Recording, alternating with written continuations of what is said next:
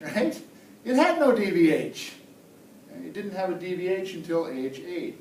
And by then, the tree's still growing, right? The tree's still growing, but it's growing at a decreasing rate. So we see a lack of an inflection point, and we see earlier tapering off, right? Versus height. Agree? So we can buy that. But here's one that's really confusing.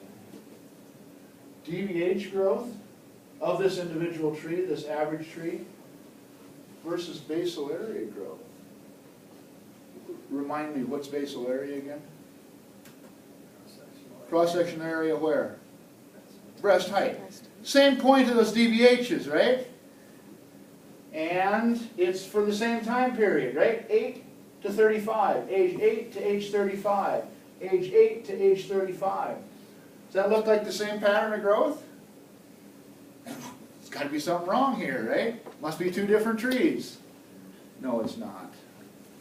Why does basal area growth look like that and DVH growth look like that? Same reason X doesn't look like X squared. Yeah, exactly. That's a good way to put it. Same reason that X doesn't look like X squared, right? Cross-sectional, this is cross-sectional area, right? So basal area increment, DVH is just like radial increment, right? And if you've looked at increment cores, you can see, if we've not manipulated density, the ring width just gets narrower, right? And that's what we're seeing there. But with basal area growth, we're putting that potentially smaller radial increment on an ever-increasing cross-sectional area. So just a little increment can still result in a large increase in cross-sectional area. So I present this because it's not enough to say, here's what the growth of this tree looks like. You need to know growth of what dimension? Height, diameter, basal area, and so forth. Is that clear? So this also is a pretty good indicator of why in many of these individual tree level growth and yield models, we model in terms of basal area rather than diameter. Much more linear looking. Right?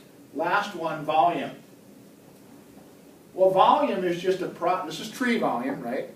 Volume is just the product of two of these other dimensions. What two other dimensions? Height and basal area. Height and basal area, right? So it isn't surprising that that volume curve looks much like a combination of that basal area and the height. Because basically volume is basal area times height. The volume there is total cubic foot volume. If it was merchantable volume, then it would look different, right? But this is total volume, total biomass of the tree. So the overall pattern holds, but depending upon what dimension you look at, the details can change.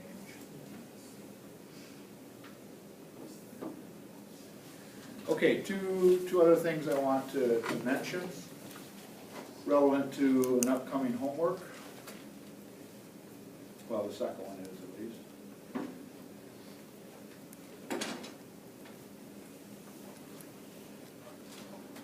How do we observe tree growth? Well, one way is take increment cores.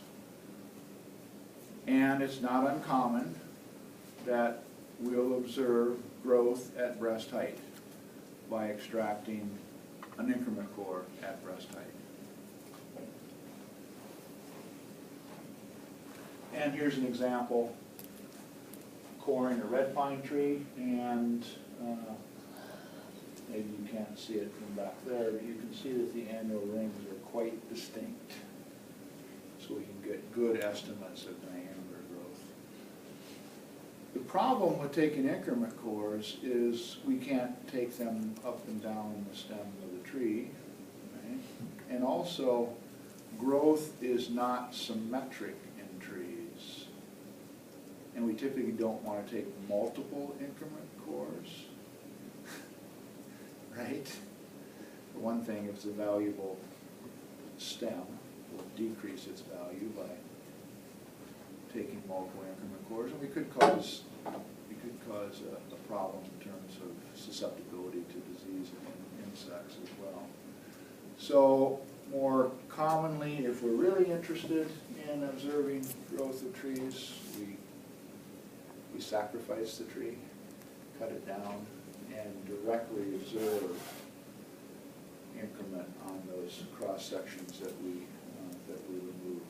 And those of you who have been to the cloquet session participated in this activity. The advantage of this is, and this is a red pine again, and evidently it grew up in a fairly ideal environment. Not too much asymmetry in the growth, but that is not necessarily typical. So it will depend upon where I cord the tree. And there's quite a bit of difference, right, for here versus here. Depending on where I core the tree in terms of what I was calculating as increase in diameter.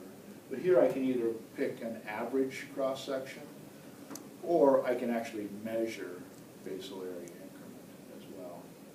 And if we take these measurements at multiple points on the tree bowl, then we can also reconstruct height growth of the tree and volume growth of the tree. So we call this it says here stem analysis. Typically we call this a complete stem analysis. So that's the most accurate way, let's say, of directly observing tree growth. So let's say we have these increment cores like this, and from the increment cores we can calculate, in some sense, growth rate. One way that this is expressed, and actually you use this on question 3 on the current homework assignment, right? We gave you growth rates as fractions, as percents. So you've done this, and we'll revisit this a little bit later when we talk about individual tree growth. It's covered in section 7 of chapter 16 in your textbook. The big argument here has been over the ages. Once we have that growth percent, how should we use it to actually grow individual trees, or as you did, grow a stand of trees in terms of basal area? And the argument is over, should we use a simple interest growth formula or a compound interest growth formula? On the assignment, what I told you to do was to use a compound formula, right? That's what you did. It was accumulating on top of one another versus simple, right? Just the percent times the number of years. You get the overall change. In my way of thinking, and maybe the textbook will support or refute this, I can't remember, but to me it makes a lot of sense to use this compound idea, because we're adding growth onto an ever-increasing bowl size, both in terms of height and in terms of girth. So in my mind, there's really no question we should always use that compound interest formula when we're applying these growth percents. Now, of course, these growth percents are a great oversimplification of how individual trees grow, or how stands of trees grow, right? That's the whole purpose of growth and yield models. Expand on this very simplistic idea of assuming that trees or stands grow at 3% per year, or 2.5% per year. We know that that's a great oversimplification. It's averaging across many other factors. We would like to take those factors into account. That's the purpose of growth and yield models, to expand on this very simplistic idea. Questions? Have a good weekend.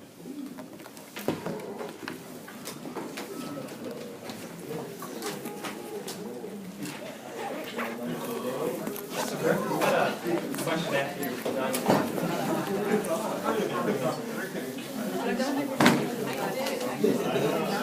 I don't want to walk in front of this. I don't want to walk in front of the iPad. And I feel awkward. Like my nice school Can I wet. ask you a question? Yes. Waist height. Yeah. Moving the camera. All right, see ya. Decide that way, right? Not next thing.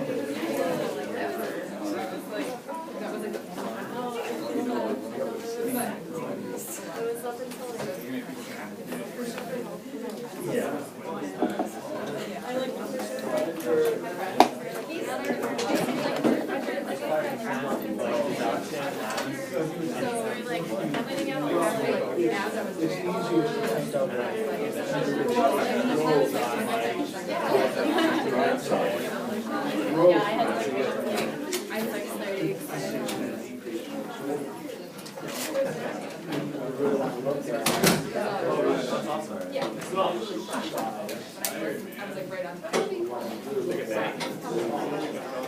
Yeah, that seems to be what people end up doing.